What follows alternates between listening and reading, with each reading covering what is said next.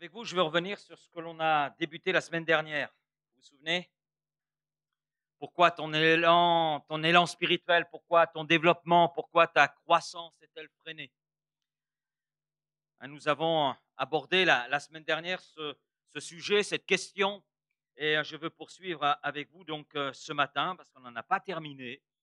Et c'est vrai qu'il y aurait beaucoup de choses à dire sur ce sujet. Alors bien sûr, on ne va pas le voir de façon exhaustive, mais on se laisse tout simplement conduire par le Seigneur. Et c'est l'essentiel. Et on a vu une première catégorie de freins, je dirais, d'obstacles euh, qui viennent là nous bloquer, nous arrêter dans ce processus de développement dans lequel le Seigneur nous a placés à partir du jour où nous l'avons découvert comme un Seigneur et Sauveur. Parce que vous savez que la volonté de Dieu, c'est pas que nous restions des enfants, des bébés, mais que nous grandissions. Amen. C'est son désir. Que nous puissions atteindre cette stature parfaite de Jésus-Christ. Que nous soyons à la ressemblance de Jésus-Christ. L'apôtre Paul dira, soyez mes imitateurs, comme moi-même je le suis de Christ. Donc on voit Dieu vouloir notre croissance. C'est sa volonté, c'est son désir. Et on a plusieurs textes qui nous le disent. Je recite le texte de la semaine dernière, de Pierre 3,18. Mais croissez, grandissez dans la grâce, c'est-à-dire dans cette faveur imméritée de la part de Dieu, et dans la connaissance de notre Seigneur et Sauveur Jésus-Christ. Entre nous, est-ce que nous savons tout ce qui concerne Jésus? Non.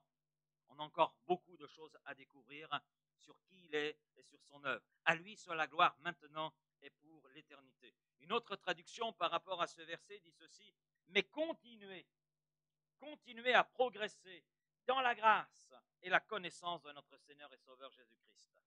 Ensuite, 1 Pierre 2,2, désirez comme des enfants nouveau-nés le lait spirituel et pur, afin que par lui vous croissiez dans la connaissance du salut. Amen. Et nous pouvons ajouter cette parole que Paul adresse à son jeune collègue Timothée, son enfant dans la foi, que tes progrès soient évidents pour tous.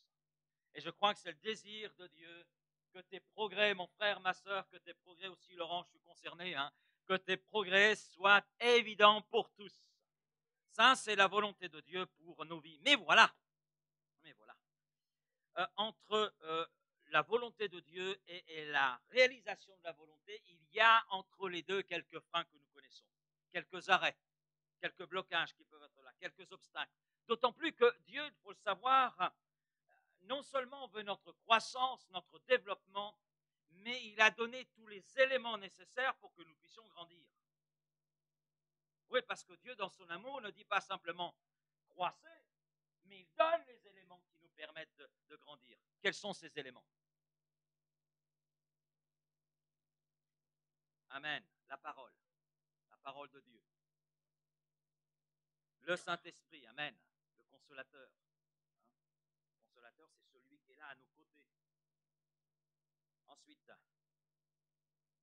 la prière. La présence de Dieu, il nous assure de sa présence. Les ministères dons donnés à l'Église. Nous avons la communion fraternelle, amen. L'Église. Donc il y a tous ces éléments qui sont là et qui sont là donnés pour que nous puissions grandir. Amen. Donc Dieu a pourvu. Donc on a tout le nécessaire pour répondre à la volonté de Dieu. Mais il y a des obstacles. Il y a des freins à ce développement spirituel. Et nous l'avons vu, premièrement, il y a des freins qui sont dans notre cœur. Avant toute chose, c'est en chacun d'entre nous. Et la semaine dernière, nous en avons identifié 4. L'enfermement dans nos incapacités, dans nos faiblesses. Pour ceux qui n'étaient pas là, vous vous souvenez certainement de cette histoire de Moïse qui est là devant ce buisson qui est en feu mais qui ne se consume pas. Et là, il y a la révélation de Dieu, parce que quand on regarde Moïse, il est en arrêt, il est dans le désert. Il n'est pas là dans tout ce qu'il avait rêvé, dans tout ce qu'il avait imaginé, pensé.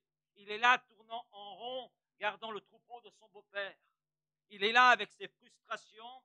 Et lorsque Dieu se révèle à lui et lui dit, tu vas retourner en Égypte pour libérer mon peuple, les premières choses que Moïse présente, ce sont ses incapacités et ses faiblesses.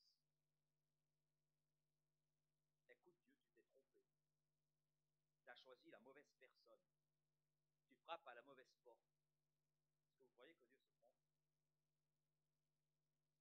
Quand il nous appelle à venir à lui, est-ce qu'il ne connaît pas déjà nos faiblesses, nos incapacités?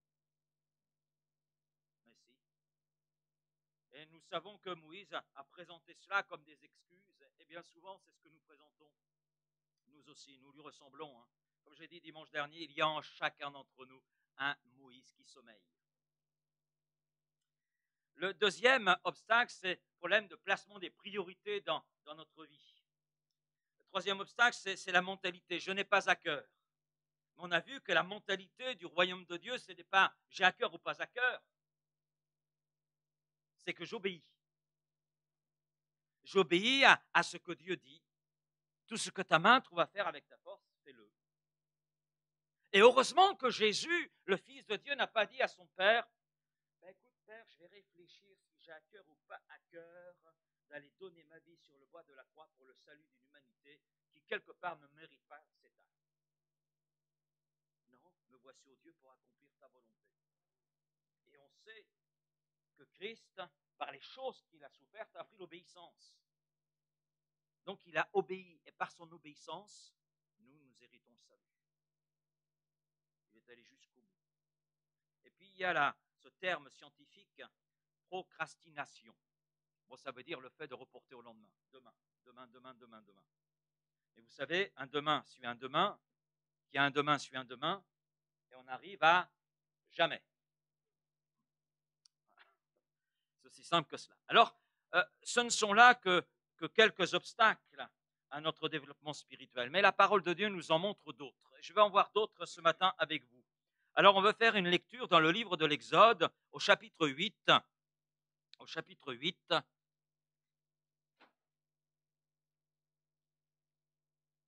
Verset 11.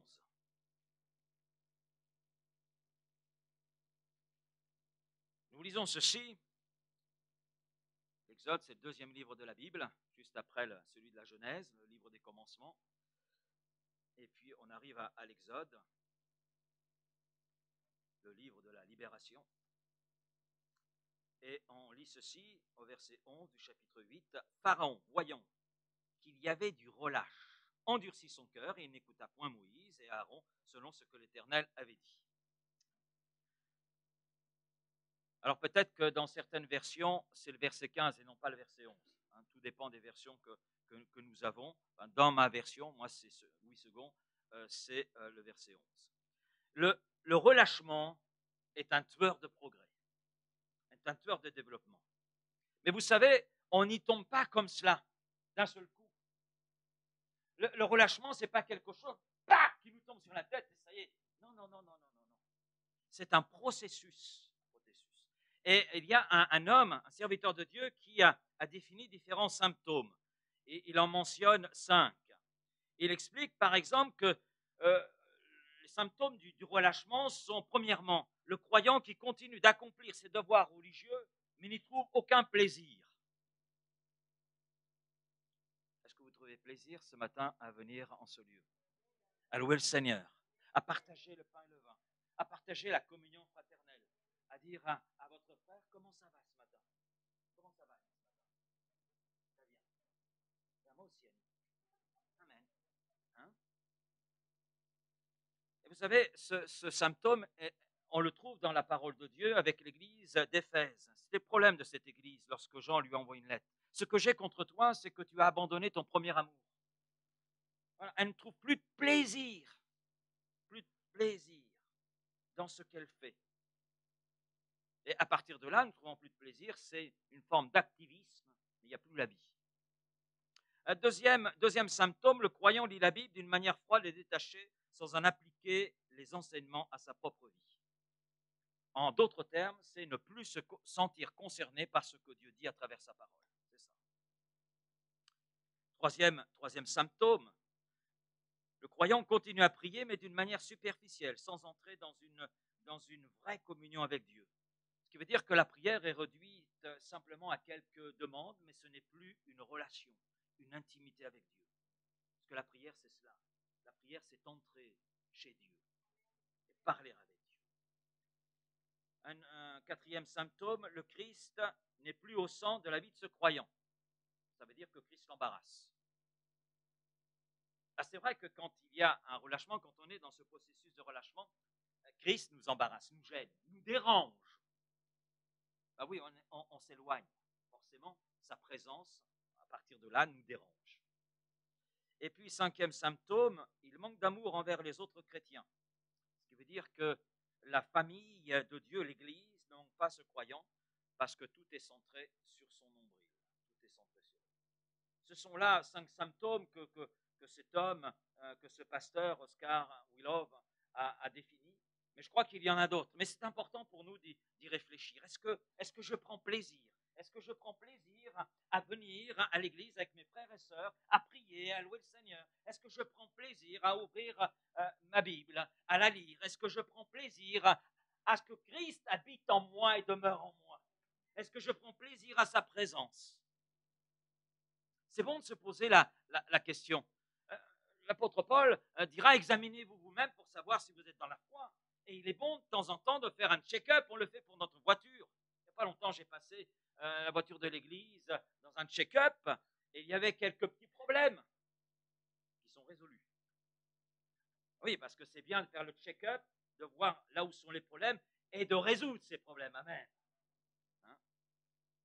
Donc c'est bon aussi de le faire par rapport à notre foi, par rapport à notre vie chrétienne. Et quand on regarde un petit peu ces symptômes par rapport au relâchement, ce processus de relâchement, je crois qu'il y a un choix finalement qui s'impose à un moment donné à nous, se laisser aller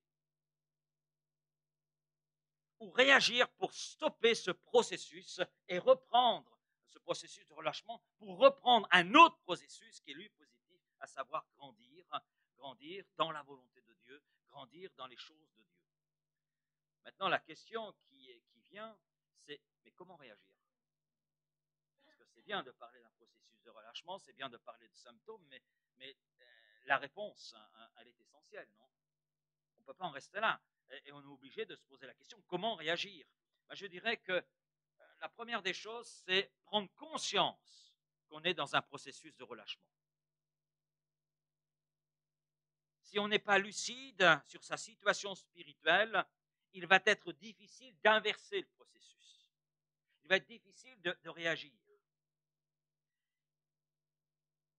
Et je crois que si ce matin vous êtes venu et que vous êtes concerné par l'un des symptômes que j'ai cités, il est important de prendre conscience que vous êtes dans un processus de relâchement et que si ça continue, vous allez vous faire mal.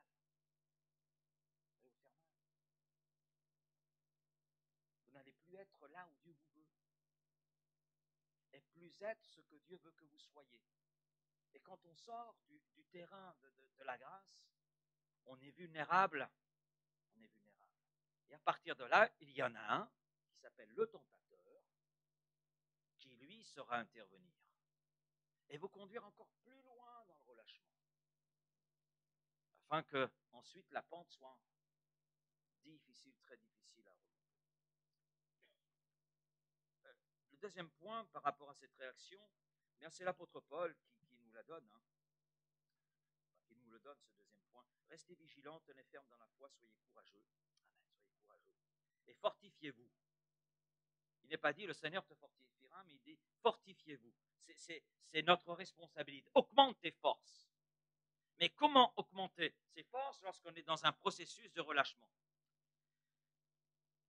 Eh bien, il faut changer de régime. Changer de régime. Quand on a pris trop d'embonpoint, eh bien, on met un régime. Quand on manque d'embonpoint, on met un régime aussi. Donc, sur le plan spirituel, c'est un petit peu la même chose. Quelquefois, on a besoin de suivre un régime. Ce régime est très simple, c'est reprendre la parole de Dieu à petite dose. Simple ce régime. Un paragraphe par jour, ça peut être par exemple reprendre la lecture des évangiles. Commencer par l'évangile de Marc, poursuivre avec l'évangile de Luc. Et reprendre ce contact avec la parole de Dieu, reprendre plaisir avec la parole de Dieu et reprendre contact avec la personne de Jésus qui est là révélée à travers les évangiles. Ça peut être planifier un temps de prière qui ne soit pas un temps d'1 heure et demie, mais peut-être 5 minutes. Si vous voulez remonter la pente et que vous mettez 1 heure et demie, vous n'allez pas y arriver. C'est trop haut. C'est trop haut. Et 2 matins plus tard, c'est fini, vous avez oublié. Hein, c'est comme le 31 décembre, on fait les bonnes résolutions pour la nouvelle année. Voilà, ça tient le 1er janvier, puis le 2 janvier, c'est fini. Hein, voilà. C'est un petit peu la même chose sur le plan spirituel, savoir planifier ce régime quand on veut réagir, à savoir, on prend 5 minutes par jour, et petit à petit, on avance. Et ça veut dire quoi? Ça veut dire que progressivement, eh bien, on va reprendre goût aux choses d'en haut, et notre être intérieur, par ce régime, va retrouver des forces et va pouvoir reprendre la route avec le Seigneur. Amen. Allez, on poursuit. Verset 25 du livre de l'Exode, chapitre 8, toujours. Moïse répondit, je vais sortir de chez toi et je prierai l'Éternel demain. Les mouches s'éloigneront de Pharaon, de ses serviteurs et de son peuple. Mais que Pharaon ne trompe plus en refusant de laisser aller le peuple pour offrir des sacrifices à l'Éternel. Et là, Pharaon, quand vous regardez bien, dit, ok, je suis d'accord, mais n'allez pas trop loin. Verset 28. Mais Pharaon, cette fois encore, endurcit son cœur et ne laissa point aller le peuple. Il réagit. Et on s'aperçoit qu'il demande à ce que le peuple n'aille pas trop loin. Pas trop loin. Ne pas s'éloigner. N'allez pas offrir des sacrifices trop loin. Ça, c'est un obstacle. C'est un autre obstacle, un frein à notre progression, à notre développement spirituel. Ne pas aller trop loin. Rester superficiel. Camper sur la surface des choses spirituelles. Ça peut être par paresse, par peur. On va avoir peur de creuser la parole de Dieu. Ça peut être en raison aussi de ce qu'on risque de découvrir et qui risque de nous remettre en question.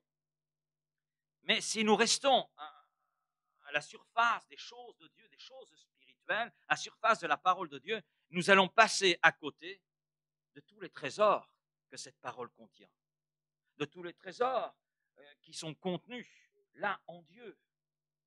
Nous allons passer à côté, et c'est dommage, non?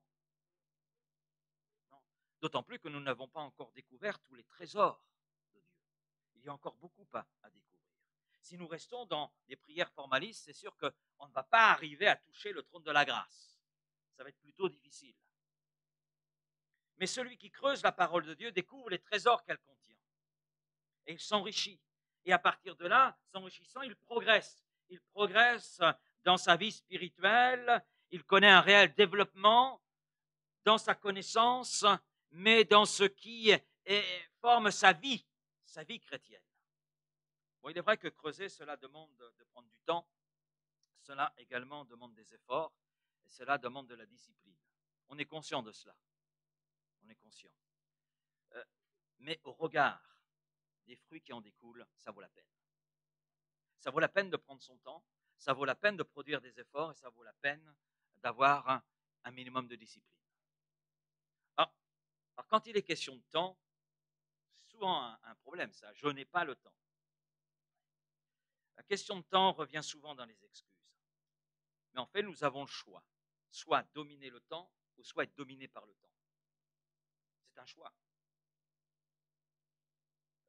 Le temps appartient à Dieu. Et je crois que Dieu est même capable de le multiplier. Des fois, on se dit, mais je n'ai pas le temps, mais quand on place vraiment les priorités, quand c'est pour Dieu, Dieu sait nous donner le temps pour tout le reste. Et Dieu veut nous aider parce que c'est lui le maître du temps. Et je dirais, remettons-lui notre temps, ce qui le remplit, en plaçant les bonnes priorités, et nous constaterons combien Dieu est fidèle et que finalement nous avons du temps. Du temps parce que Dieu est bon et fidèle et il nous donnera le temps de creuser sa parole, entre autres. La question des efforts. Alors sur ce point, il y a plusieurs excuses. Je n'aime pas lire, je n'aime pas les études, ou je ne retiens pas, je n'ai pas la mémoire, etc., etc. Vous savez que la mémoire est un muscle. Ce n'est pas moi qui le dis, je ne suis pas un spécialiste en anatomie. La mémoire est un muscle, et comme tout muscle, eh bien, si vous le travaillez, il se développe. Si vous ne le travaillez pas, il est tout ramollo.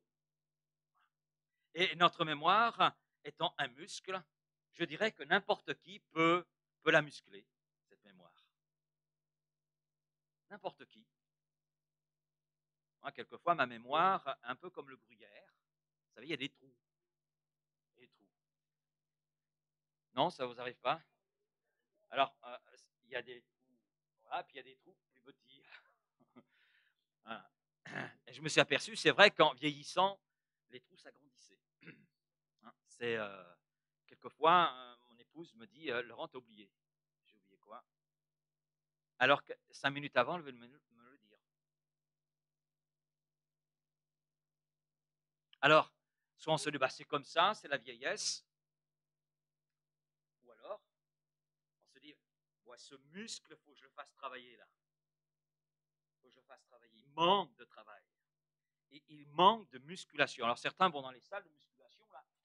Voilà. Bien, nous aussi, nous voulons rentrer dans la salle de musculation divine. Amen. Rentrer dans la parole de Dieu et la méditer et la proclamer. Amen. Quand je dis la proclamer, c'est à haute voix, lire, c'est aussi revoir les textes, les mémoriser. Amen. Et nous verrons combien les trous de mémoire en ce qui concerne les choses de Dieu se rétréciront. Alléluia. Et qu'il est bon de faire des efforts. Parce que lorsque l'on touche les choses de Dieu, ce n'est pas une question finalement d'aimer lire ou ne pas aimer lire, ce n'est même pas une question d'aimer les études ou pas, c'est premièrement une question de relation. Et si je suis dans une relation avec Dieu mon Père, eh bien j'ai le désir de mieux le connaître. Parce que je l'aime, alors je veux mieux le connaître, je veux mieux l'aimer, et à partir de là, je vous assure, les efforts, ça va tout seul. J'ai entendu le témoignage d'un pasteur qui était fiancé, sa fiancée habitait à plusieurs kilomètres de là où lui-même habitait, et il n'hésitait pas à prendre sa mobilette. Voilà, à l'époque c'était la mobilette, vous n'avez pas connu ça beaucoup, mais moi j'ai connu une mobilette à 2 temps. Et mobilette, et puis il pouvait neiger, il pouvait pleuvoir, hein, voilà, il n'hésitait pas à faire les efforts. Quand on aime, les efforts, ça passe tout seul. Ah, puissions-nous mettre les mêmes efforts pour le Seigneur. Alléluia. La question de discipline. Ben, vous savez, la question de discipline, ce n'est pas un problème, en fait, c'est une question de motivation. Quand on a une passion, on est capable de s'imposer une discipline, même rude parfois. J'étais dans le milieu du sport pendant un certain nombre d'années, et il y avait un régime du 1er janvier au 31 décembre. Il pouvait neiger, il pouvait pleuvoir, la route pouvait être verglacée, le vélo était sorti, il fallait sortir. Parce qu'il y avait toute une motivation. Et je me souviens de mon entraîneur qui disait « Les courses d'été se gagnent l'hiver ». Et je l'ai constaté, et c'est vrai, ça imposait une discipline. Vous sortez alors que tout le monde est là au chaud.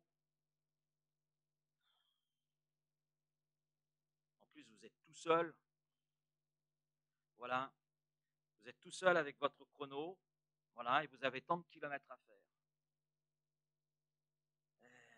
Mais quand vous êtes motivé, quand vous savez pourquoi vous le faites, moi je savais pourquoi je faisais cela. En plus pour une couronne corruptible. Mais nous, en tant que chrétiens, on le fait pour une couronne incorruptible. On le fait parce qu'on aime Dieu. Donc quand on a cette passion, en général, on est capable de s'imposer une discipline. Et au final, nous sommes chacun devant un choix, nous contenir à la surface et maintenir une sorte de statu quo spirituel, ou creuser pour approfondir notre connaissance des choses d'en haut et à partir de là connaître un réel développement spirituel. Chapitre 9. Chapitre 9.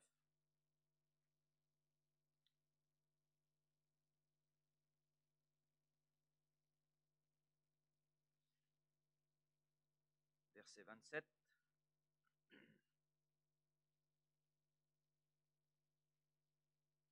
Pharaon fit appeler Moïse et Aaron et leur dit « Cette fois j'ai péché, c'est l'Éternel qui est le juste, et moi et mon peuple, nous sommes les coupables.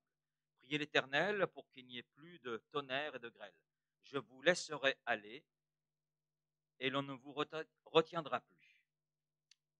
Je vous laisserai aller. » Croire que c'est gagné. Croire qu'on est arrivé. Ça, c'est un obstacle. Le penser, c'est se tromper. Voilà, après tant d'années de conversion, maintenant que je suis baptisé, rempli de l'esprit, que j'exerce les dons spirituels, je suis fidèle à l'Église, voilà, tout le monde m'aime, amen, je suis arrivé. Eh ben non. Si tu le penses, tu te trompes. L'apôtre Paul, jusqu'au dernier jour de son parcours terrestre, désirait faire des progrès. Il était conscient qu'il n'était pas arrivé. Il avait encore soif de plus, plus de la présence de Christ, plus de connaître la parole de Dieu, plus d'approfondir sa relation avec la parole, plus d'approfondir sa relation avec Christ. Et dans sa deuxième lettre à Timothée, quelque temps avant d'ailleurs qu'il soit mis à mort, Paul dit, quand tu viendras, rapporte-moi le manteau que j'ai laissé à Troas chez Carpus et les livres et surtout les parchemins. Il voulait encore étudier, il voulait encore progresser avec Dieu. Lui qui avait toute une expérience, lui l'apôtre Paul, lui qui a connu le succès, lui qui a connu aussi la douleur. Ce serviteur, jusqu'à son dernier souffle, avait faim et soif de ce qui venait d'en haut. Faim et soif des choses de Dieu. Est-ce que tu as faim ce matin? Oui, ton estomac commence à parler, mais je parle sur le plan spirituel, vous l'avez bien compris. Est-ce que tu as faim et soif? Faim et soif de Christ, faim et soif de sa présence, faim et soif de voir son œuvre s'accomplir dans ta vie et autour de toi. Ésaïe 55, premier verset, vous tous qui avez faim, venez aux eaux, les eaux de la présence de Dieu, de cette présence qui désaltère, qui rafraîchit, qui fait du bien. Amen. Amen. Et Jésus le dit également, le dernier jour, le grand jour de la fête, Jésus se tenant debout s'écria, si quelqu'un a soif, qu'il vienne à moi et qu'il boive. Celui qui croit en moi, des fleuves d'eau vive couleront de son sein, comme dit l'Écriture. Et le Seigneur l'a parlé du Saint-Esprit. Et si nous avons faim et soif, il est sûr que le Seigneur va répondre à cette faim et soif. Et avec ces réponses à cette faim et soif, eh bien, nous aurons alors les moyens d'aller encore plus loin avec lui et en lui. Exode 10, à partir du verset 7. À partir du verset 7. Les serviteurs de Pharaon lui dirent, jusqu'à quand cet homme sera-t-il pour nous un piège? Laisse aller ces gens et qu'ils servent l'Éternel leur Dieu. Ne vois-tu pas encore que l'Égypte périt? On fit revenir vers Pharaon Moïse et Aaron. Allez, leur dit-il, servez l'Éternel votre Dieu. Qui sont ceux qui iront?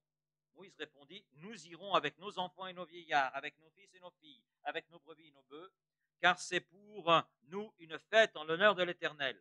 Pharaon leur dit, que l'Éternel soit avec vous, tout comme je vais vous laisser aller, vous et vos enfants. Prenez garde, car le malheur est devant vous. Non, non, non, non, notez bien.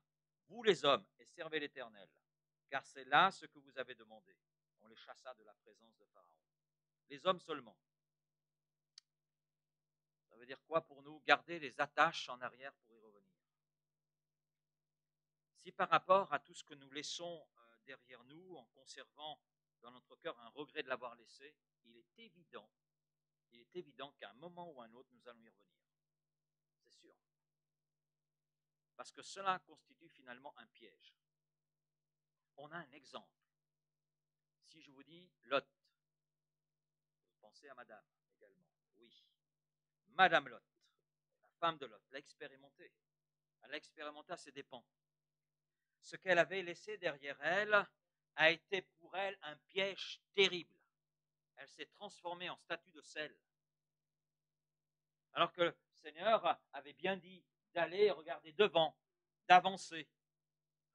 À un moment donné, elle s'était lancée, mais son élan a été littéralement stoppé parce qu'elle se retourne en arrière. La femme de Lot regarda en arrière, elle devint une statue de sel. Genèse 19, 26.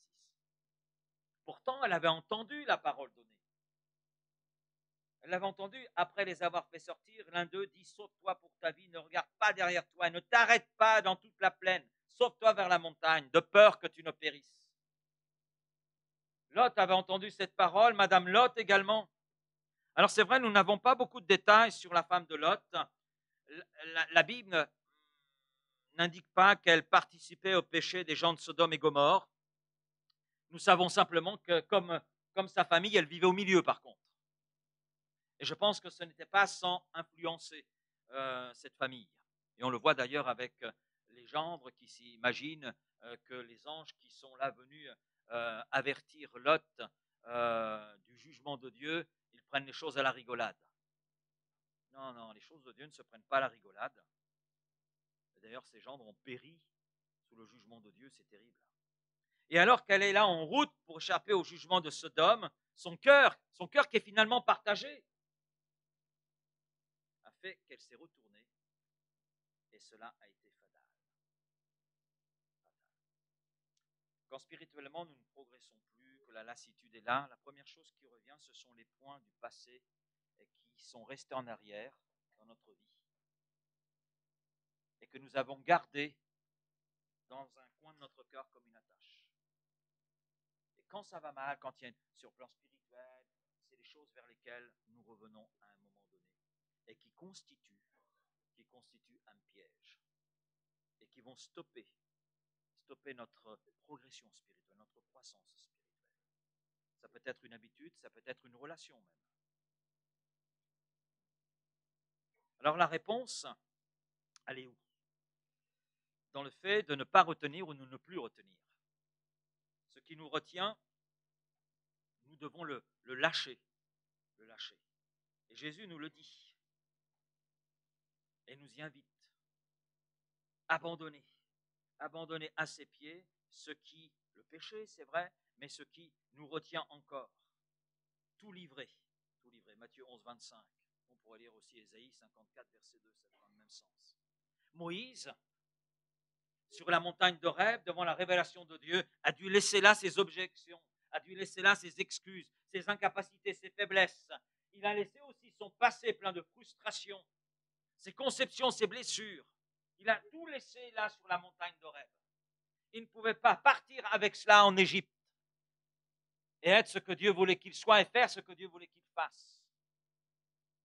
Dans ce lieu saint de la présence du Créateur, il a tout laissé. Et ce n'est qu'après cette étape qu'il est entré dans cet élan spirituel en vue d'accomplir la volonté de Dieu. Et nous savons ce que Moïse est devenu, prophète au sein du peuple de Dieu, mais le libérateur, celui par lequel Dieu a communiqué sa parole, la loi. Et on pourrait voir aussi l'expérience de l'apôtre Paul, oubliant ce qui est en arrière. Je me focalise vers ce qui est devant moi. Il ne veut pas être freiné par ce qu'il a pu vivre, de positif comme de négatif. Il ne veut pas être ralenti par cela, il veut avancer. On va plus loin, Exode 10, verset 24.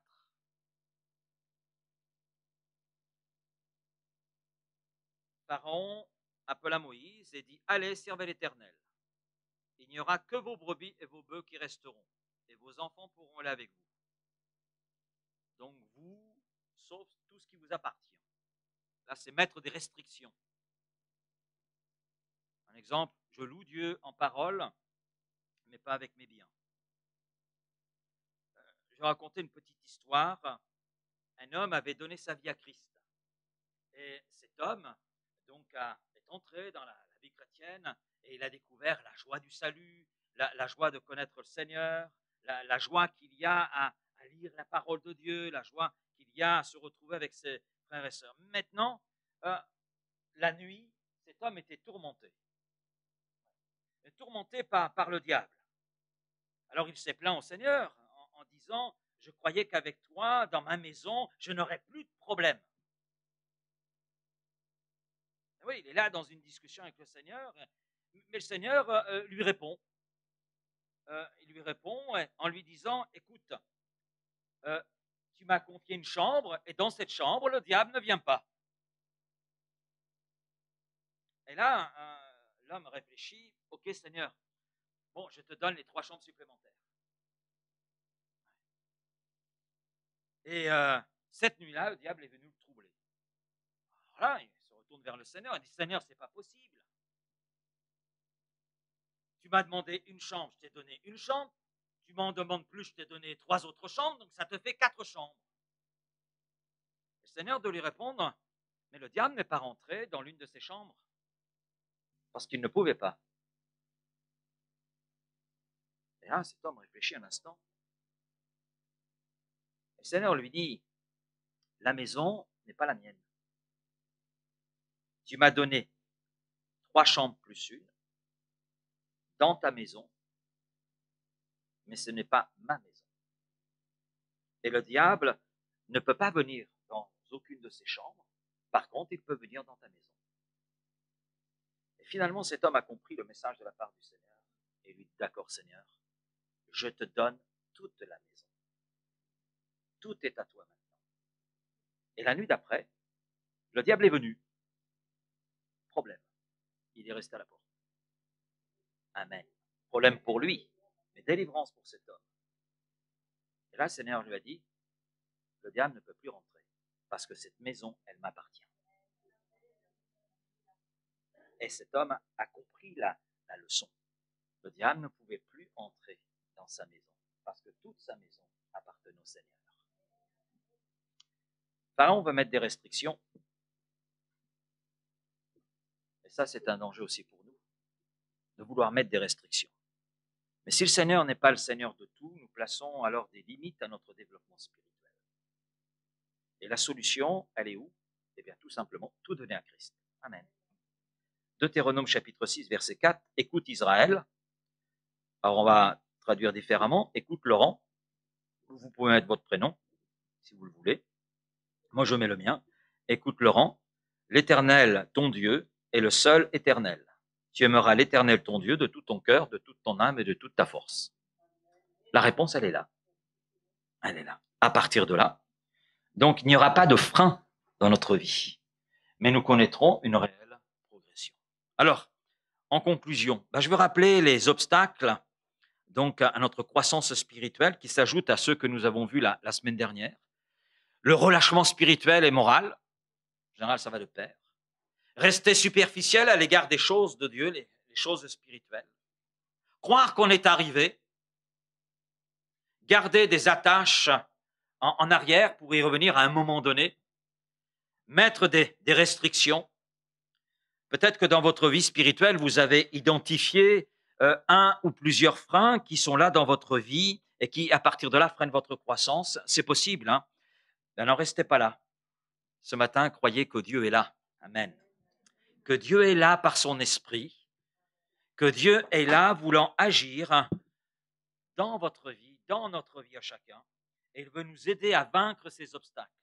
Que ce ne soit plus des obstacles, mais que ce soit des choses qui passent derrière nous, ne bloquent plus le passage pour notre croissance, mais que ce soit des choses que maintenant nous plaçons derrière. Et à partir de là, nous pouvons poursuivre la route, poursuivre ce chemin vers la ressemblance de Christ. Et je terminerai avec ce verset qui va apparaître. Mais en toi je me confie, ô Éternel. Je dis, tu es mon Dieu. Mes destinées sont dans ta main. Mais en toi je me confie, ô Éternel. Mes destinées, je dis, tu es mon Dieu. Mes destinées sont dans ta main. Amen. Ce matin, vous pouvez travailler ce muscle et votre mémoire en apprenant ce verset par cœur. Mais en toi je me confie, ô Éternel. Oui, je dis, tu es mon Dieu. Et mes destinées sont entre tes mains. Amen. Merci Père pour ta parole ce matin. Et Seigneur, je te prie peut-être pour celui ou celle, un Seigneur qui n'est plus dans cette progression spirituelle dans laquelle tu le veux, n'est plus dans ce développement dans lequel tu l'avais introduit, mais qui a mis le pied sur certains freins. Seigneur, peut-être que ce frère, cette sœur a identifié peut-être un des freins, peut-être plusieurs freins. Seigneur, que ce frère, cette sœur ne reste pas simplement avec le fait d'avoir identifié ces freins, mais que ce frère, cette sœur puisse s'en remettre à toi, et puisse reconsidérer sa position aujourd'hui devant toi et te laisser prendre les rênes de sa vie. Et à partir de là, voir ces freins tomber et ne plus être un frein, non, mais pouvoir ainsi voir l'horizon qui est là, l'horizon que tu offres à ce frère, à cette sœur.